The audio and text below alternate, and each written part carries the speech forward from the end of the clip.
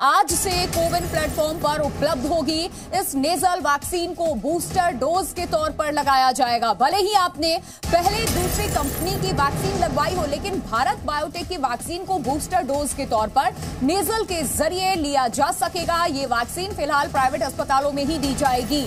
ये बड़ी खबर, बड़ी जानकारी आप सभी के लिए। दरअसल आपको बता दें कि भारत बायोटेक की नेजल वैक्सीन आज से कोविन प्लेटफॉर्म पर उपलब्ध होगी और इस नेजल वैक्सीन को बूस्टर डोज के तौर पर लगाया जाएगा। भले ही आपने पहले दूसरी कंपनी की वैक्सीन लगवा ली हो, लेकिन भारत बायोटेक की वैक्सीन को बूस्टर डोज के तौर पर नेजल के जरिए लिया जा सकेगा और ये वैक्सीन फिलहाल सिर्फ प्राइवेट अस्पतालों में ही दी जाएगी। तमाम सहयोगी हमारे साथ बने हुए हैं लगातार और सबसे पहले पूजा का मैं रुख करती हूँ। दिल्ली से हमारे साथ हमारी सहयोगी पूजा मक्कड़ बनी हुई है। पूजा, भारत बायोटेक की नेजल वैक्सीन जो आज से कोविन प्लेटफॉर्म पर उपलब्ध हो जाएगी, इसको लेकर के अगर आपका क्रेडिट स्कोर कम है तो बैंक लोन छोड़िए, शादी के लिए लड़की भी नहीं मिलेगी। क्रेडिट स्कोर इम्प्रूव करना है तो फ्रीडम ऐप को अभी डाउनलोड करो। और क्या कुछ डिटेल्स है वो बताइए दर्शकों को।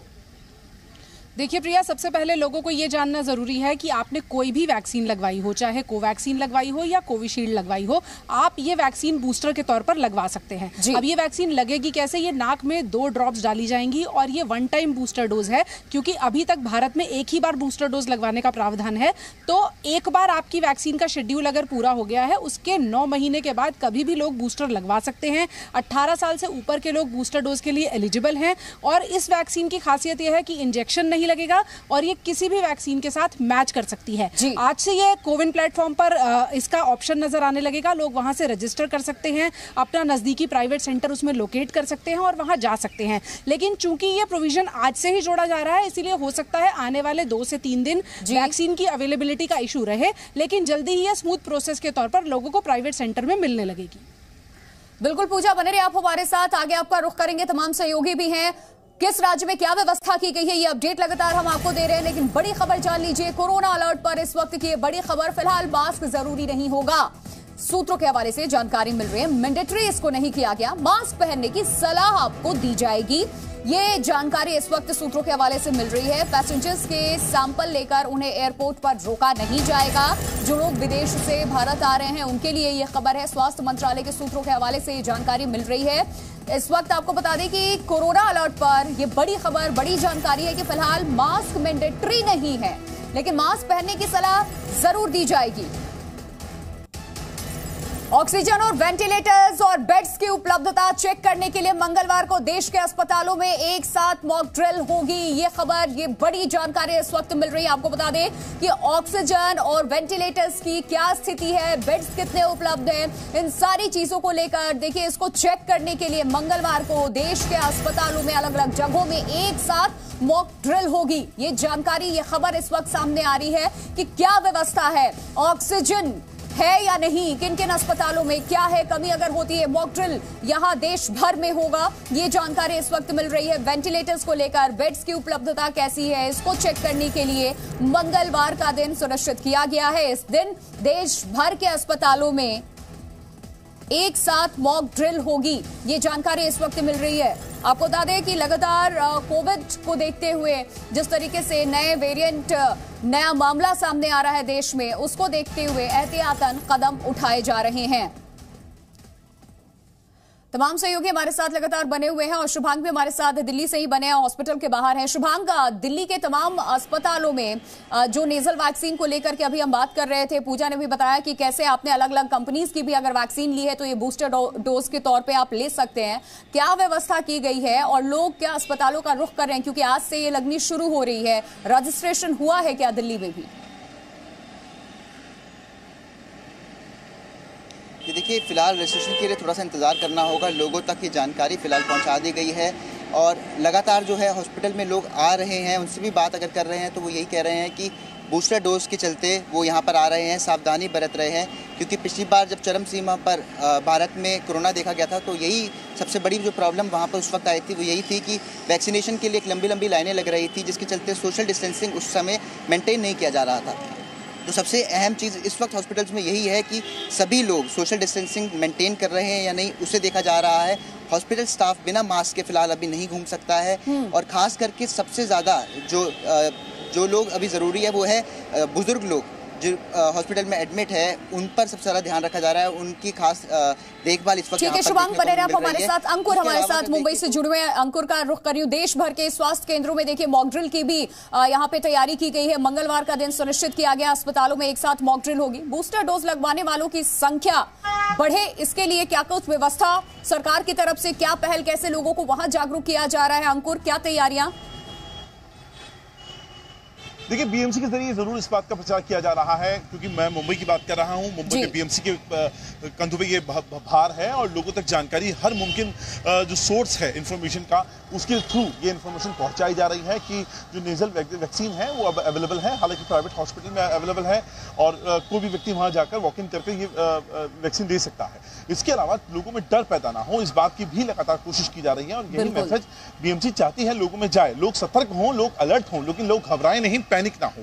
और इसी के लिए एयरपोर्ट हो, चाहे बस अड्डे हों, या फिर जो पब्लिक प्लेटफॉर्म्स होते हैं, या फिर जो सोशल मीडिया का जो जरिया है, जो खुद ट्विटर पे बीएमसी है, उसके जरिए लोगों तक इस बात को, इस मैसेज को पहुंचाया जा रहा है कि जो भारत के हालात हैं वो बहुत अच्छे हैं। अभी तक तो फिलहाल अच्छे हैं, लेकिन आपको सतर्क रहने की जरूरत है। आप इसमें ढिलाई का रवैया आप बिल्कुल भी अख्तियार न करें। बिल्कुल, सरकार की तरफ से इस नेजल वैक्सीन को मंजूरी दे दी गई है और आज से कोविन पर यहाँ नेजल वैक्सीन लगनी शुरू भी हो जाएगी। मैं जयपाल शर्मा आपसे जानना चाहूंगी कि बेंगलुरु में क्या व्यवस्था की गई है, प्राइवेट हॉस्पिटल्स में क्या ये वैक्सीन उपलब्ध हैं और लोगों को कैसे वहां जागरूक किया जा रहा है? क्योंकि सबसे बड़ी बात यह है कि लोगों में कंफ्यूजन भी है, हमने तो किसी और कंपनी का वैक्सीन लगवाया हुआ है, फिर बूस्टर डोज के तौर पे इस कोविड नेजल वैक्सीन को लगवाएं या ना लगवाएं। क्या कुछ कैंप्स भी, मेडिकल कैंप्स लगाए जा रहे हैं? जी बिल्कुल, देखिए जिस तरह से सरकार के निर्देश आए हैं उसके मुताबिक बूस्टर डोज के ऊपर बहुत ज़्यादा जोर दिया गया है। हालांकि कर्नाटका इसकी सरकार इस बात को लेकर निश्चिंत है कि यहाँ के लोगों ने डबल डोज जरूर लिया है, लेकिन बूस्टर डोज को लेकर के कई लोगों ने कोताही बरती है। तो कम से कम ये नेजल वैक्सीन के आ जाने के बाद एक तरह से उन लोगों को काफी राहत मिलेगी जो दरअसल इंजेक्शन से बचना चाहते हैं। और दूसरी बात कि आपने कोवैक्सीन लगाया है या कोविशील्ड लगाया है, इस बात को लेकर के लोगों के अंदर जो कंफ्यूजन था उससे भी राहत की बात है। नेजल वैक्सीन के रूप में ये उपलब्ध होगा प्राइवेट अस्पताल में, और चूंकि ये आज ही जारी की गई है और जैसे जैसे लोगों तक सूचना पहुंचेगी वैसे वैसे लोग इसके प्रति जरूर जागरूक होंगे प्राइवेट अस्पताल में। क्योंकि हमने पहले भी देखा कि जो प्राइवेट अस्पताल थे उनके अंदर में जो वैक्सीन की थी व्यवस्था की गई थी और एक बड़ा तबका जो है बेंगलुरु का वो प्राइवेट अस्पतालों का ही रुख करता था वैक्सीन के लिए। तो हम ये मान के चलते हैं कि जब ये वैक्सीन पूरी तरह से उपलब्ध होगी तो प्राइवेट अस्पताल के पास भी इस तरह जयपाल आपको रोकना चाहूंगी क्योंकि अभी इस वक्त पूजा मक्कड़ के पास एक अहम जानकारी है, इसके लिए सीधा उनका हम रुख करते हैं। क्या खबर आपके पास पूजा?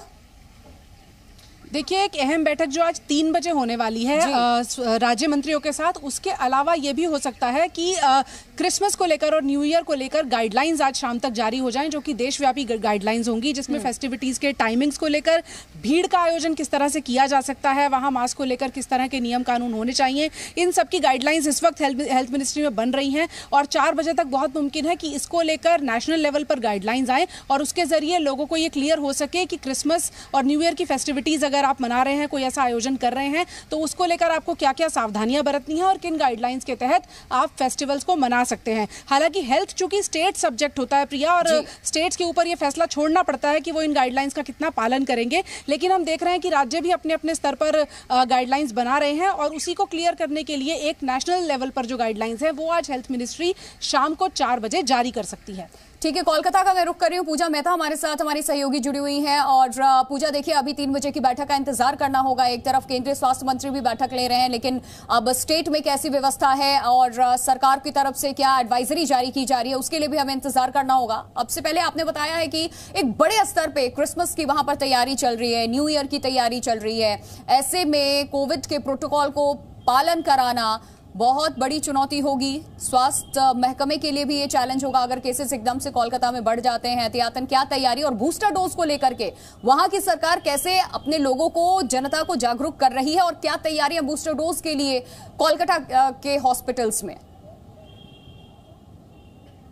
प्रिया, आपको बता दें कि पिछले 6 महीनों में चूंकि कोरोना परिस्थिति सामान्य हो गई थी, तो इसलिए खास तौर पे जो प्राइवेट हॉस्पिटल्स है उन्होंने अपना जो कोविड के प्रति जो डेडिकेटेड फैसिलिटी है या फिर कोविड का जो इंफ्रास्ट्रक्चर है वो थोड़ा सा रिलैक्स कर लिया था। अस्पतालों में जहां जहां पर कोविड वार्ड्स थे उन्हें फिलहाल जो है जनरल वार्ड्स में तब्दील कर दिया गया था, चूंकि परिस्थिति जो है वो सामान्य हो चुकी थी।